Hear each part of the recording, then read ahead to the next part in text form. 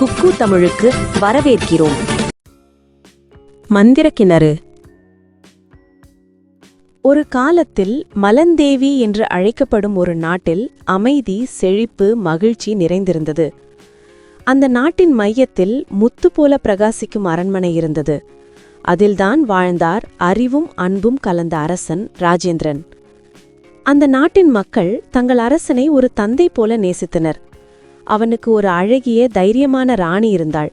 அவள் பெயர் மாளவிகை. ராஜேந்திரன் ஒரு போர் வீரனாக மட்டுமல்ல, மக்களின் துயரை புரிந்து கொள்ளும் மனம் கொண்டவன். இருவரும் மக்களை நேசித்து அவர்களின் நலனுக்காக இரவு பகலாக உழைத்தனர்.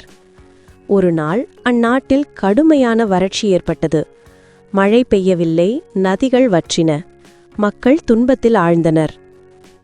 ராஜா தனது அமைச்சர்களை அழைத்து, மக்களை காப்பாற்ற நாம் என்ன செய்யலாம் என்று கேட்டான்.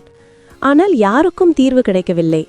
அப்போது ராணி மாளவிகை சொன்னாள், அரசே, நம் அரண்மனை தோட்டத்தில் உள்ள தங்கவண்ண மாளிகை கிணற்றில் ஒரு ரகசியம் இருக்கிறது. அதில் பழமையான தெய்வ நீர் உள்ளது என பழங்கதைகள் கூறுகின்றன. அதை கண்டுபிடிக்கலாம். ராணியின் ஆலோசனையை கேட்டு ராஜா அந்த கிணற்றை தோண்ட ஆணையிட்டான். சில நாட்களுக்குப் பிறகு ஒரு நாள் சூரியன் மறையும் நேரம், திடீரென ஒரு ஒளி கிணற்றின் ஆழத்தில் மின்னியது. மாயமாய் கிணற்றிலிருந்து தூய நீர் எழுந்தது.